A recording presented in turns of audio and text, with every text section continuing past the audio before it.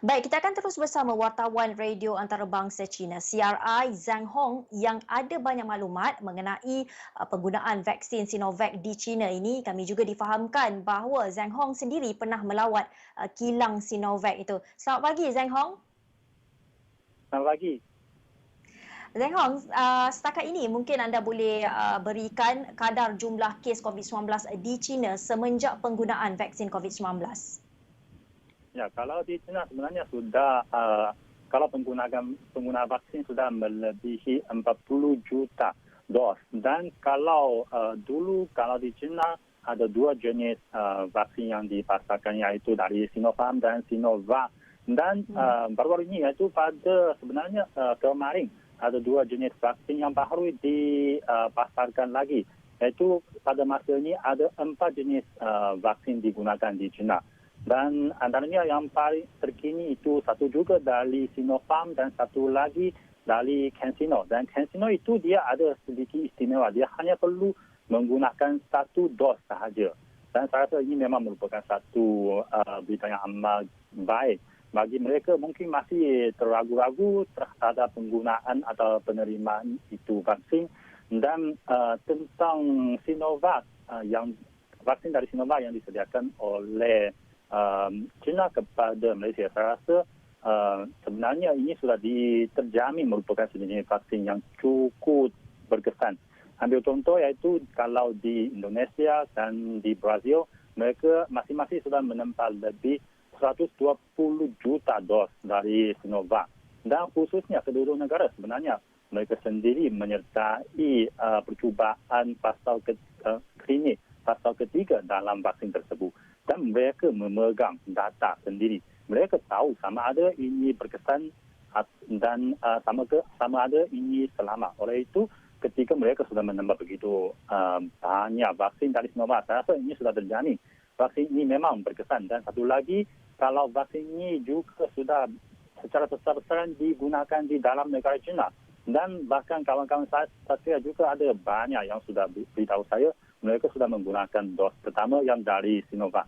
Oleh itu, saya rasa kalau sekarang seiring dengan semakin banyak vaksin disediakan kepada Malaysia, tak kira dari Pfizer atau dari Sinovac, saya menyeru kawan-kawan di Malaysia memohon untuk menerima vaksin. Dan saya juga amat gembira diberitahu iaitu setakat ini sudah ada lebih 100 sejuta orang sudah memohon menggunakan vaksin melalui MySejahtera. Dan saya rasa ini akan menjadi satu asas untuk kita boleh mengatasi wabak ini secepat mungkin.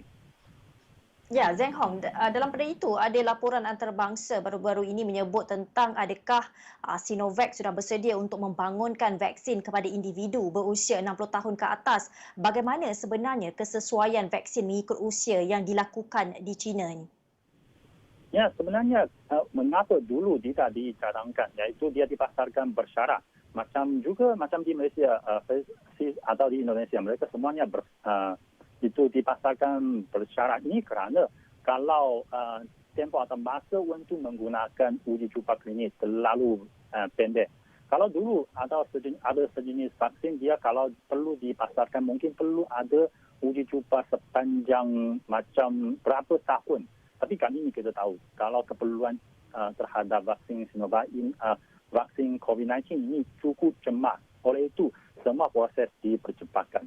Oleh itu, kalau vaksin dari Sinovac, dari Sinopharm dulu, kerana mereka kalau untuk mengeluarkan satu keputusan, dia perlu mendapat cukup kes yang terjangkit setelah dalam kumpulan sukarelawan yang sudah menyertai uji cuba.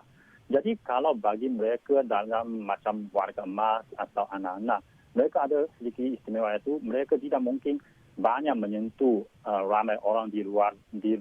Biasanya mereka duduk di rumah sahaja.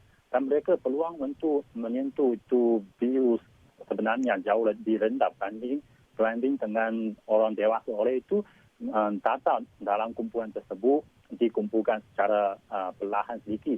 Tapi hingga sekarang sebenarnya dalam negara China sudah diberitahu iaitu kalau warga emas yang usianya di atas 60 tahun pun boleh memohon untuk menggunakan. Dan kalau kanak-kanak atau dari 3 tahun ke 17 tahun pun boleh memohon untuk menggunakan vaksin. Okey, vaksin Sinovac yang digunakan di China ni, adakah ia diedarkan di seluruh negara China atau ada wilayah-wilayah tertentu?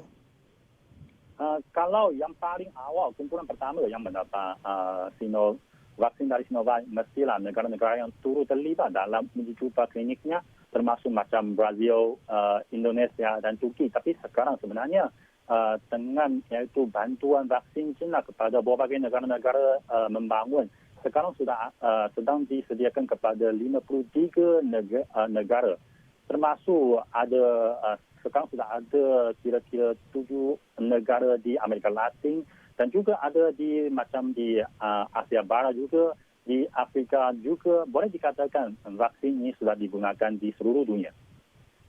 Ya, Zhang Hong, kita nak belajar juga daripada China ya. Apa yang mungkin Malaysia boleh lihat atau pelajari dari pengedaran vaksin di dalam China itu sendiri? Apa mungkin isu-isu berbangkit ketika mula-mula China edarkan vaksin dan apa yang kerajaan China lakukan untuk memastikan rakyat yakin tentang keselamatan vaksin Sinovac ni?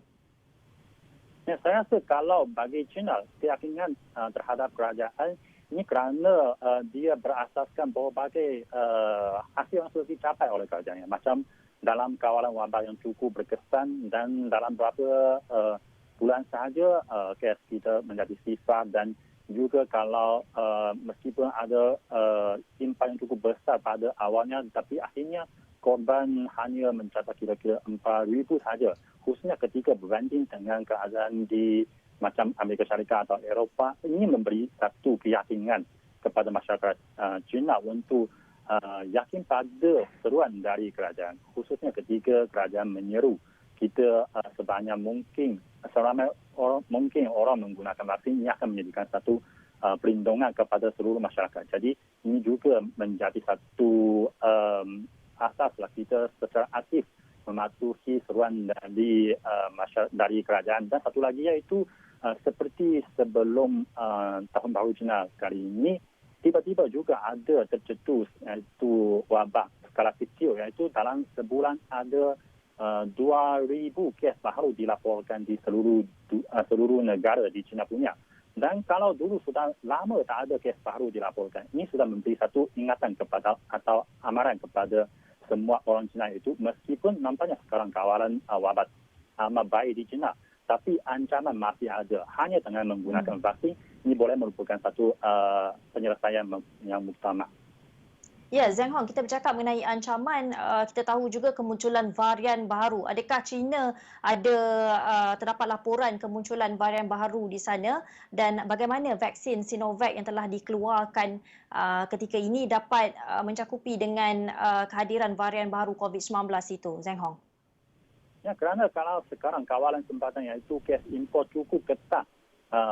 Oleh itu, kalau kes baru atau mutasi COVID-19 itu sebenarnya jarang didapati di China. Kalau didapati pun dalam hotel kuarantin sahaja dan tidak menjadi perhebasan yang besar di China. Oleh itu, sebenarnya sekarang kalau vaksin buat masa ini masih berkesan boleh dikatakan. Dan kalau berdasarkan keputusan dari Mahkamah di Brazil, mereka sudah menggunakan vaksin Sinovac. Mereka katakan vaksin dari Sinovac ini pun berkesan bagi mutasi dari Afrika Selatan dan Britain yang dulu didapati.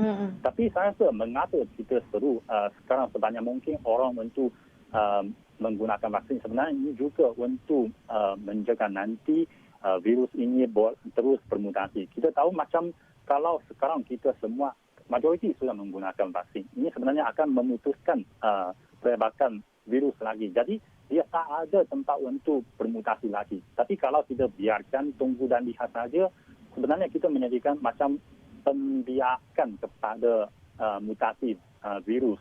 Semakin lama, semakin banyak mutasi virus COVID-19. Mungkin akan menjadi semakin bahaya juga. Oleh itulah saya pun di sini menyeru sekali lagi, kalau anda sudah berpeluang untuk memohon menggunakan vaksin, segera memohon, dan khususnya perlu menggalakkan kawan-kawan di sekitar kami, kalau masih terragu-ragu, masih belum ada keputusan, kita perlu menyuruh mereka juga secara aktif menggunakan vaksin. Baik. Baik, Zheng Hong, terima kasih untuk maklumat berkenaan. Itu tadi wartawan radio antarabangsa China CRI Zheng Hong. Terima kasih kita ucapkan kepada maklumat mengenai penggunaan vaksin Sinovac di China.